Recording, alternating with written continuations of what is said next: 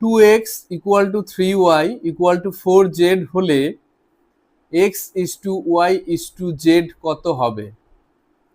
তাহলে যেটা দেওয়া আছে 2x equal two 3y equal two 4z, এটা ইকুয়াল টু আমরা k ধরে নিব,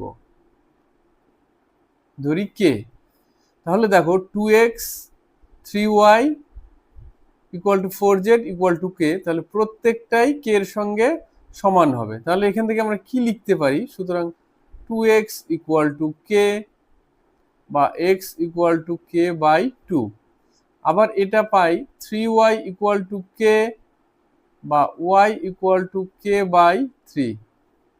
আবার এটা থেকে কি পাবো? 4z ইকুয়াল টু k বা z ইকুয়াল টু পাবো k বাই 4।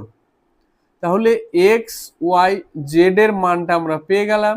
এবার এটার অনুপাতটা করব। সুতরাং x is to y is to z equal to, দেখো মানগুলো বসাচ্ছি, k by 2 is to k by 3 is to k by 4। এবার কি উপর থেকে k গুলো কাটাকাটি যাচ্ছে, তাহলে কি থাকলো? 1 by 2 is to 1 by 3 is to 1 by 4। এইবার নিচে যে 2 3 আর 4 আছে, এই 2 3 এর লসাগু হয় 12। তাহলে সেই 12 দিয়ে আমরা কি করব?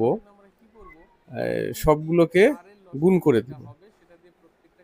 2 3 4 এর লসাগু 12 দিয়ে গুণ করে দিলে কি হবে? দেখো 1 by 2 into 12 is to 1 by 3 into 12 is to 1 by 4 into 12।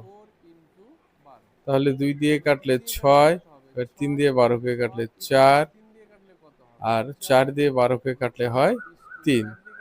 তাহলে x is to y is to z সমান সমান কত বের হলো? 6 ইস টু 4 ইস টু 3।